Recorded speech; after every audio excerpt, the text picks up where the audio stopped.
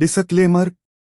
इस लेख व वीडियो में निहित किसी भी जानकारी सामग्री गणना की सटीकता या विश्वसनीयता की गारंटी नहीं है। विभिन्न माध्यमों, ज्योतिषियों, पंचांग, प्रवचनों, मान्यताओं, धर्म ग्रंथों से संग्रहित कर ये जानकारियां आप तक पहुंचाई जाती हैं। हमारा उद्देश्य महज सूचना पहुंचाना है। इसके उपयोगकर्ता इसे महज सूचना समझकर ही लें।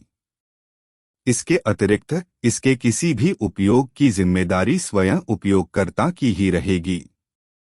धन्यवाद। शाबर मंत्र साधना।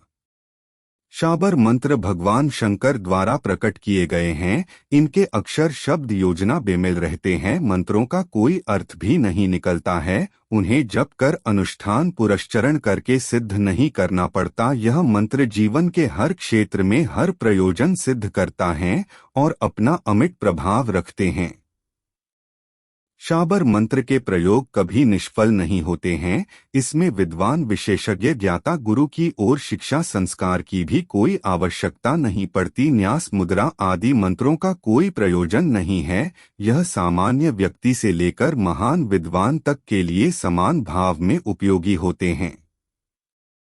शाबर मंत्र छोटे से छोटे प्रयोजन से लेकर मारण, मोहन, उच्चाटन, सम्मोहन, विदेशन, वशीकरण तक अपना व्यापक क्षेत्र बनाए हुए हैं। शाबर मंत्र बहुत ही चमत्कार पूर्ण भी होते हैं। किसी वस्तु को दूसरी वस्तु में बदल देना, नजर बांधकर वस्तु की वास्तविक स्थिति पर पर्दा डालकर उसे उसकी विपरीत स्थिति को दिखाना, रोग, दोष, भूत प्रेत बाधा आदि बाधाएं शाबर मंत्र से चुटकी बजाते ही दूर हो जाती है।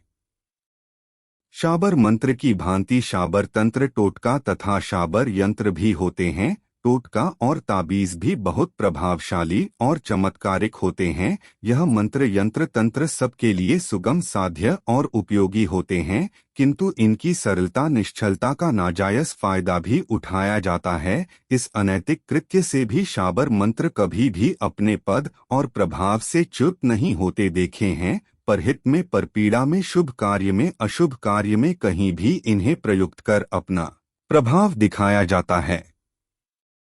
कुछ यहाँ पर ऐसे लोग को उपयोगी कुछ शाबर मंत्र प्रस्तुत किए जा रहे हैं जिनसे परहित और किसी की हानि पहुँचाने, पीड़ा देने वाले न हो। विशेष बात यह है कि शाबर मंत्र जैसे दिखते हो उन्हें उसी प्रकार पढ़ना चाहिए। भाषा व्याकरण की दृष्टि से अशुद्ध मानकर उन्हें शुद्ध करने की चेष्टा कदापि नहीं करनी चाहिए। कोई भी शाबर मंत्रो उसे प्रथम बार रविवार या मंगलवार अथवा दीपावली, होली या चंद्र ग्रहण, सूर्य ग्रहण के दिन 108 बार हवन कर सिद्ध कर लेना चाहिए। फिर सिद्ध करने की आवश्यकता नहीं रहती। यहाँ प्रतिवर्ष दीपावली की रात वह होली की रात में शाबर मंत्रों को हवन द्वारा जागृत अवश्य कर लेना चाहिए। गुरु सठ गुरु है, बीर गुरु साहब सुमरो, बड़ी भौत सिंगी टोरो, बन कहीं मन नाव करता। सकल गुरून की हर भजे घट्टा पकर, उठ जाग चेत संभार पर महस। यह शाबर मंत्र माला की सुमेरु की तरह किसी शाबर मंत्र को सिद्ध करना हो, किसी भी प्रयोजन के लिए किसी भी शाबर मंत्र का प्रयोग करना हो तो पहले इस मंत्र को पढ़कर तब कोई मंत्र जगाया प्रयुक्त किया जाता है। इसे छोड़ देने से प्रयुक्त मंत्र शक्तिहीन रहता है। यह मंत्रों में शक्ति और स्फूर्ति भरता है। ओम नमो आदेश गुरन को ईश्वर वाचा, अजरी बजरी बाड़ा में बज्जरी बांधा, दशौ दवार छवा और के घालो तो पलट हनुमंत, बीर उसी को मारे। पहली चौकी गणपति की, दूजी चौकी हनुमंत, तीजी चौकी में भैरों, चौथी चौकी देत रक्षा सपनों आवे। श्री नरसिंह देव जी शब्द साचा, पिंड साचा चले, मंत्र ईश्वरी वाचा। यह मंत्र भी बड़ा उपयोगी है। घर बाहर, देश परदेश, जंगल या शमशान में जहाँ कहीं भी रहे इस मंत्र को पढ़कर बैठ जाएं या रात में सो जाएं तो विषैले जीव, हिंसक जीव, वध करने वाले, लूटने वाले अथवा कोई भी आघात करने वाला दूर ही खड़ा रहेगा, देखा स्पर्श नहीं कर सकेगा। इस मंत्र को पढ़ते हुए अपने चारों ओर रेखा खींच ले या जल छिड़कने से यह सुरक्षा कवच बन जाता है। इस मंत्र का दूसरा प्रयोग यह है कि कोई व्यक्ति किसी व्याधि से पीड़ित है, पीड़ा के मारे छटपटा रहा है, अज्ञात कारणों से शरीर अकड़ने लगे, मूर्छा आ जावे, तो इस मंत्र के झाड़ देने पर वह व्यक्ति पूर्ण रूप से स्वस्थ और प्रसन्न हो जाता है।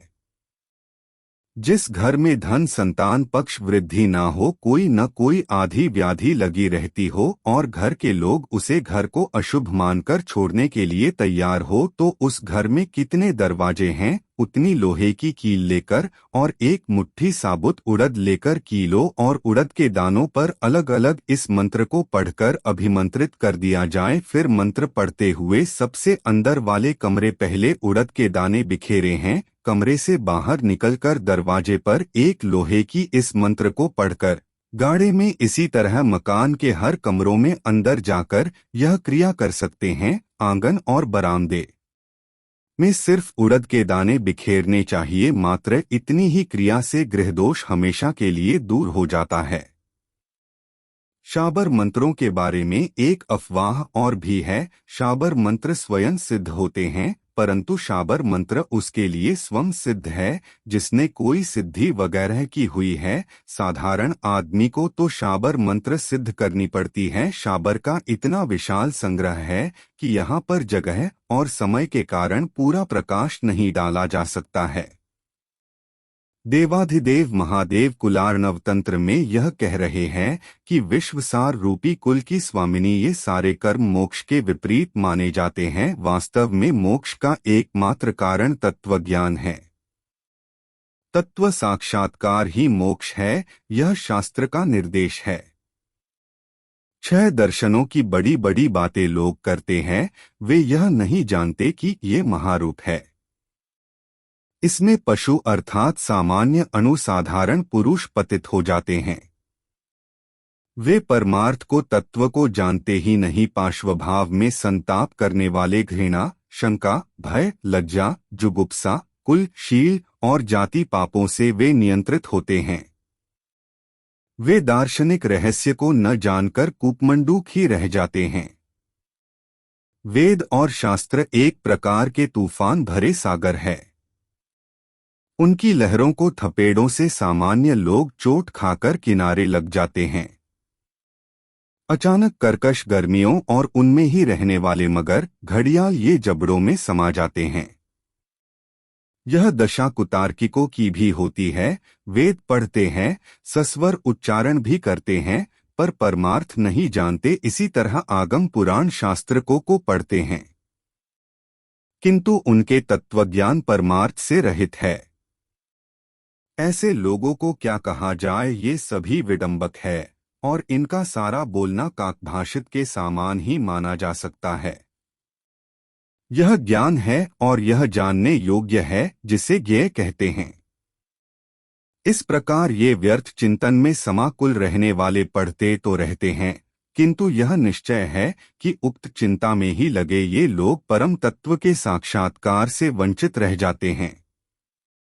वाक्य रचना में प्रवीणता के दर्प में तृप्त, छंद ज्ञान की गरिमा से ग्रस्त और निबंधों से बंधे स्वात्म को काव्यालंकार ये अलंकरण से आकर्षक मानने वाले व्यर्थ सी चिंता में तनावग्रस्त रहते हैं। परमतत्व या पथ दूसरी तरफ जाता है और उपर्युक्त प्रकार के मनुष्य उसके विपरीत दूसरा पक्ष ही चुनते हैं और परागमुख रह जाते हैं। इसी तरह शास्त्र के सुंदर भाव कुछ दूसरी ही व्यक्त करना चाहते हैं, किंतु निहितार्थी लोग अपनी व्याख्या उस पर थोपने या प्रयत्न करते हैं। बात तो करते हैं उन्मनी भाव की, किंतु वास्तविकता यह होती है कि उसका इन्हें तनिक भी अनुभव नहीं होता। कुछ ऐसे होते हैं जिन्हें उन्हीं का अहंकार आहत करता रहता है, उन्हें उस विषय का गुरूपदेश वास्तव में मिला ही नहीं होता, अर्थात रहस्यानुभूति से ऐसे लोग शून्य ही होते हैं। वेद शास्त्रों का पठन पाठन करते हैं, परस्पर सभी एतद्विषयक वाद विवादों में उलझे रह जाते हैं। वास्तविकता यह होती है कि ये पर तत्व से वंचित ही रह जाते हैं, ठीक उसी प्रकार जैसे शहद में रहने वाली करती चम्मच स्वयं शहद में डूबी रहने के पश्चात शहद से वंचित ही रहती है। प्रकृति की लीला भी विचित्र है, पुष्प सिर पर ही अर्पित किए जाते हैं। पुष्पों के मुकुट का भार शिर ही वहन करता है, किंतु इन पुष्पों की गंध से शिर अभिज्ञ नहीं हो पाता। उसे तो नासिका ही ग्रहण करती है, वही जानती है कि कुसुम की सुरभि इस प्रकार की है। वही दशा वेद शास्त्रों के पढ़ने वालों की है। आगे प्रभु इच्छा।